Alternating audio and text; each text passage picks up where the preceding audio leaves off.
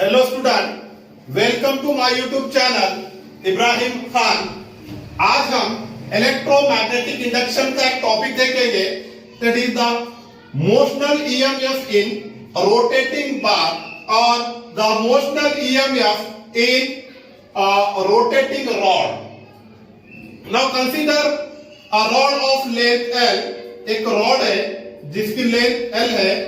This rod is rotating in magnetic field B.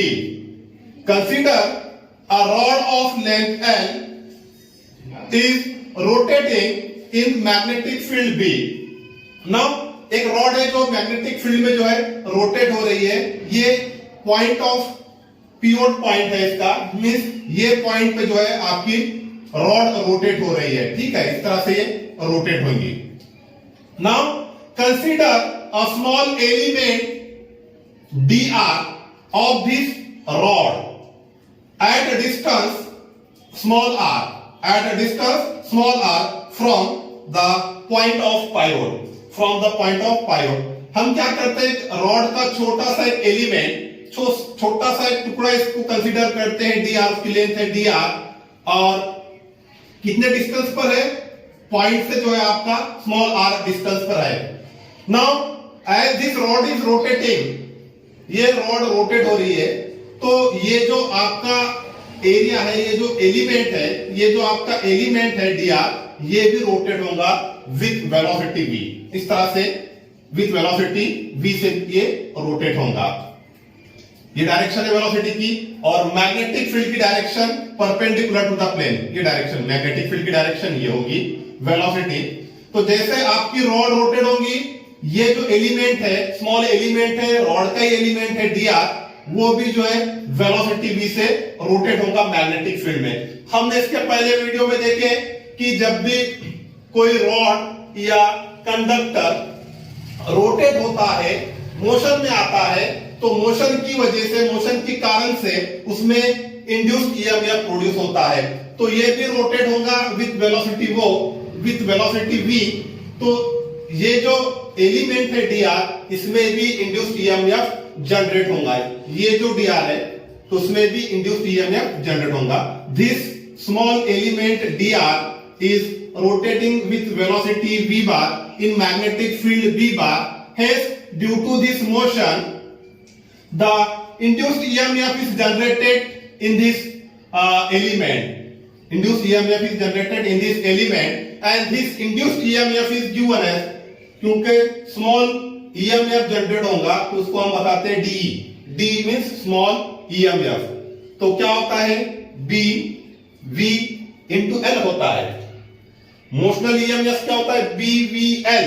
लेकिन यहां पर लेंथ कितनी है, लेंथ डी आर। ये एलिमेंट की लेंथ आएगी, तो हमको एलिमेंट का ईएमएफ निकालना है, तो लेंथ भी एलिमेंट की लगेंगी। तो एलिमेंट की लेंथ है D R, B V D R. तो ये होगा आपका the EMF, induced EMF generated in the element of length dr. Now total EMF, total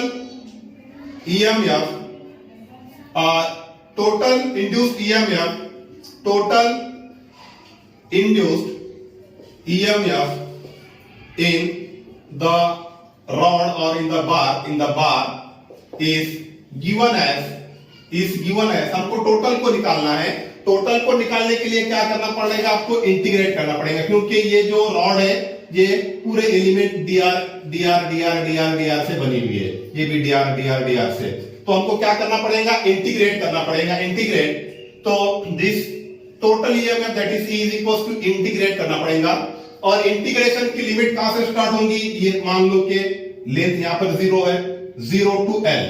length कितनी है इसकी, 0 से स्टार्ट हो रही है, और L, तो लेंथ 0 टू L है ना, 0 से स्टार्ट होंगी L पर एंड होगी, लेंथ L है, तो 0 टू L। नाउ DE, तो therefore E is equal to 0 to L, integration 0 to L। What is DE, B V into dr।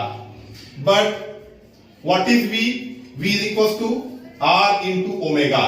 V कितना होता है, R into ओमेगा।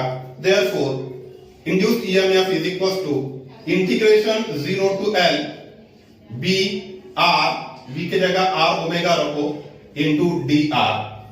नाउ आपका B कांस्टेंट ओमेगा कांस्टेंट है, तो outside the integration उसको निकालो, constant है दोनों भी B और ओमेगा, तो take outside the integrate, therefore E is equal to B omega, integration में रहेगा आपका 0 to L R dr।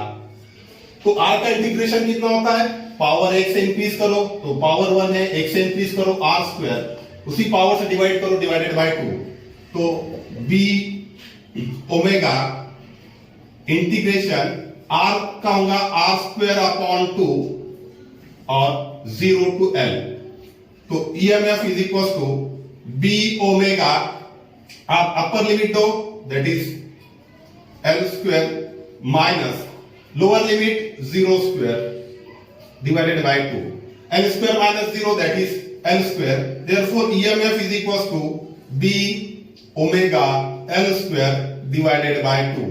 This is the induced EMF or the motional EMF in a rotating bar. तो rotating bar का जो motional EMF है कितना होगा, E is equals to B omega L square upon 2। तो हमने दो ईएमएफ देखे, इसके पहले जो है मोशनल ईएमएफ देखे, इसके पहले मोशनल ईएमएफ देखे बट इन अ कंडक्टर, लेकिन यहां पे हमने देखे motional EMF in a rotating bar. Okay, thank you.